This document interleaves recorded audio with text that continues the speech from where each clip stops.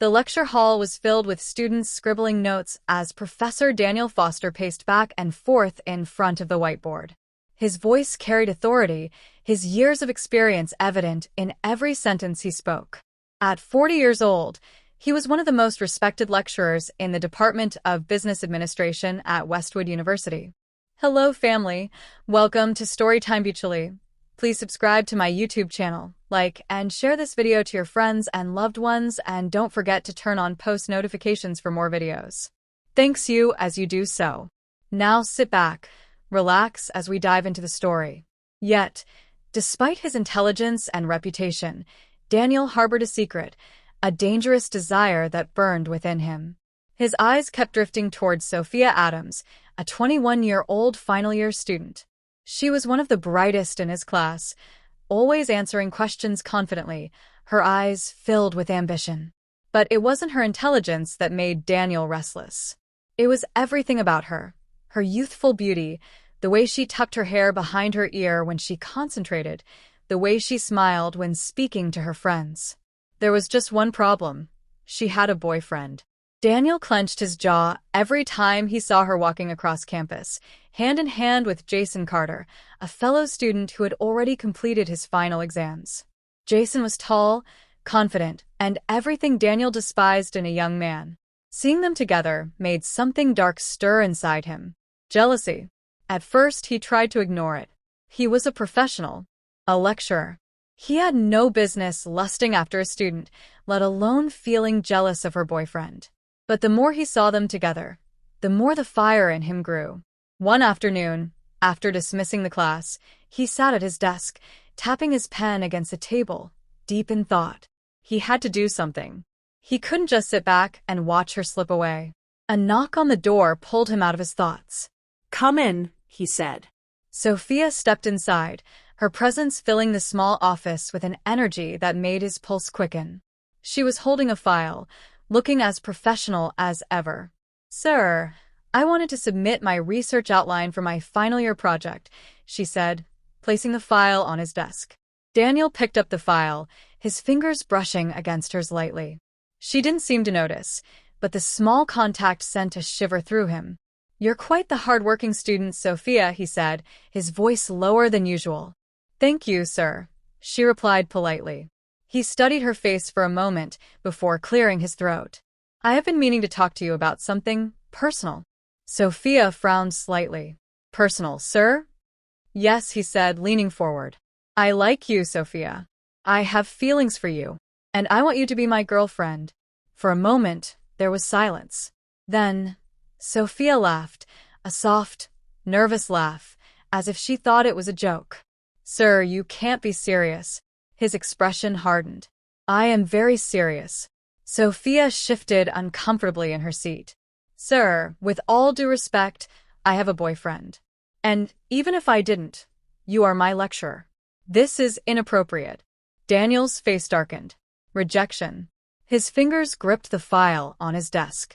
He had expected hesitation, maybe even shyness, but not a flat-out rejection. His heart pounded with anger. "You should think carefully about your future, Sophia," he said, his voice low and sharp. "I have the power to make things very easy for you or very difficult." Sophia's eyes widened slightly. "Are you threatening me?" Daniel leaned back in his chair. "I'm just saying, be wise about your choices. That's all." Sophia stood up, grabbing her bag. "I'm sorry, sir, but my answer is no." Without another word, she turned and walked out of the office, leaving Daniel alone with his thoughts, dark, angry thoughts. He wouldn't let this slide. If she didn't want him willingly, then he would make sure she regretted rejecting him. And so his plan began. Sophia could still hear Professor Daniel's words echoing in her mind as she walked across campus. Be wise about your choices. She had always respected him as a lecturer, but after today, that respect had turned into something else. Fear. She had heard stories before about lecturers making advances on female students, but she never imagined she would experience it firsthand. Worse still, she knew Daniel was powerful in the department. If he decided to make life difficult for her, he could. But she refused to let fear control her. She told Jason everything that night. His reaction was exactly what she expected: rage. That man is a lunatic. How dare he think he can force you into a relationship? Sophia sighed, holding his hand. I don't know what to do, Jason. I rejected him, but I have a bad feeling about this. Jason clenched his fists. If he tries anything, we'll report him to the authorities. Sophia nodded, but deep down, she wasn't sure how much power the school authorities really had. Daniel was respected. Trusted. She just hoped he would let it go. A week later, Sophia sat in class, her heart sinking as Daniel walked in and announced the project supervisors. She already knew what was coming. When he got to her name, he paused and smiled, a small, knowing smile. Sophia Adams, I will be your supervisor, he said. Her breath caught in her throat. No, no, no. She wanted to object, to say it wasn't right, but what reason could she give? She couldn't say, he wants to sleep with me, so I don't want him as my supervisor. She had no choice but to accept it. Within a week, Daniel started showing his true colors. While her friends got manageable research topics, Daniel gave her a topic that was nearly impossible to complete. The resources were scarce, the calculations were complex, and every time she submitted her progress, he would reject it. This is not good enough, he said, tossing her file onto the desk. But sir, Do it again, he interrupted coldly. She was exhausted. She barely slept, spending hours in the library, pushing herself beyond her limits. She refused to fail. Jason grew worried. Babe, are you okay? You're losing weight because of this stress. I have no choice, Jason. If I don't do well in my project, I won't graduate. Daniel, however, seemed to enjoy watching her suffer. One day, she went to his office to submit her work. He leaned back in his chair, staring at her. If you had just agreed to be mine, you wouldn't be suffering like this. Sophia's fingers curled into fists. I will pass this project without sleeping with you, she said firmly. Daniel smirked. We'll see about that. Despite all the hardship, Sophia pushed through. On the day of her project defense, she delivered an outstanding presentation. The panel of lecturers was impressed, nodding as she spoke. When she finished, one of them clapped. Excellent work, Miss Adams. You clearly put in a lot of effort. Sophia felt relief for the first time in months. She thought she had won. She thought it was over. But she was wrong. When the final results were released, Sophia eagerly checked the board. Her eyes scanned for her name. And then she saw it. Failed. Her breath caught in her throat. Her project course had been failed. Her hands trembled as she checked again, hoping it was a mistake. But no, Daniel had failed her. Tears filled her eyes as she whispered, No, this can't be happening. Her friends passed. Everyone else graduated. But because of one man's wickedness, she was left behind. She tried to report him, but no one believed her. Professor Daniel? No, he's a good man. Are you sure you didn't just fail because your work wasn't good enough? Stop accusing lecturers just because you couldn't graduate. Even the head of department shook his head. Daniel is a respected lecturer. If he failed you, then maybe your work wasn't up to standard. Sophia felt helpless. She had worked so hard. She had given it her all. And yet, Daniel had stolen her future from her. But she wasn't going to let him win. And so, she came up with a plan. Sophia sat in her small apartment, her hands shaking with frustration. She had done everything right. She had worked hard, studied tirelessly, and given her best, yet she was still being punished simply because she refused to give her body to a man in power. Jason sat beside her, equally furious. I swear, this man is evil. He thinks he can just do whatever he wants and get away with it. Sophia wiped her eyes. I don't know what to do, Jason. Nobody believes me. They all trust him. Jason was silent for a moment, thinking hard. Then, his eyes lit up with an idea. What if we set him up? Sophia frowned. What do you mean? Jason leaned closer. We'll make him confess. You'll pretend to give in and secretly record everything. Once we have proof, the school will have no choice but to take action. Sophia hesitated. The thought of pretending to be interested in Daniel made her stomach turn. But then she thought about everything she had lost, her graduation, her dreams, her hard work. She couldn't let him win. Taking a deep breath, she nodded. Let's do it. The next morning, Sophia walked into Daniel's office, forcing a nervous smile. He looked up, surprised. Sophia, what brings you here? She swallowed hard, pretending to be shy. Sir, I've been thinking about what you said. His eyes gleamed with interest. Oh, you were right, she said, forcing the words out. If I had agreed earlier, I wouldn't be in this situation. So, I'm ready now. Daniel's lips curled into a triumphant smile. I knew you would come around, Sophia. She felt disgusted, but she forced herself to smile back. So, will you help me pass if I? He leaned back, studying her. Of course. If you had agreed earlier, I wouldn't have failed you. But now that you're ready, I'll fix everything. Just register for my course again next semester, and I'll make sure you get a distinction. Sophia's hands shook with anger, but she kept her expression calm. Okay, when do you want to meet? Daniel smirked. Tomorrow night. I'll send you the address of a hotel. We'll have a good time. Sophia nodded, gripping her phone tightly in her pocket. She had recorded everything.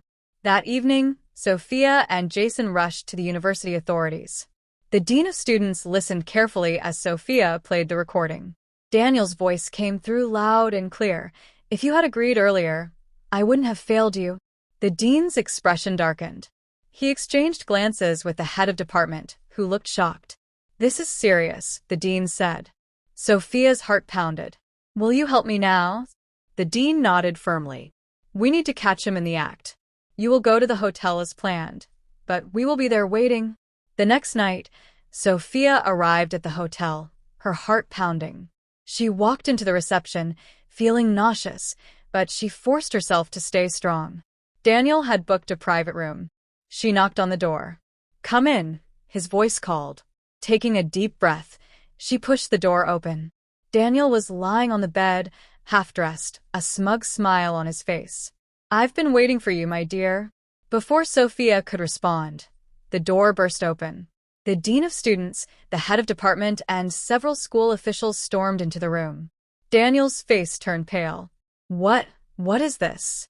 The dean stepped forward, his face hard with disappointment. This is justice, Daniel. Daniel jumped up, grabbing his shirt. This is a misunderstanding. She came here willingly. The dean folded his arms. We heard the recordings. You failed her out of revenge because she refused to sleep with you. The police arrived moments later. Daniel tried to argue, but it was useless. He was arrested on the spot. The next morning, Sophia was called to the university boardroom. The head of department looked at her with regret. Sophia, we are deeply sorry for what you went through. Professor Daniel has been dismissed, and we are taking legal action against him. Tears filled Sophia's eyes. Does this mean? The dean smiled warmly. Yes, you will be graduating immediately. Sophia burst into tears of relief. She had won. Justice had been served.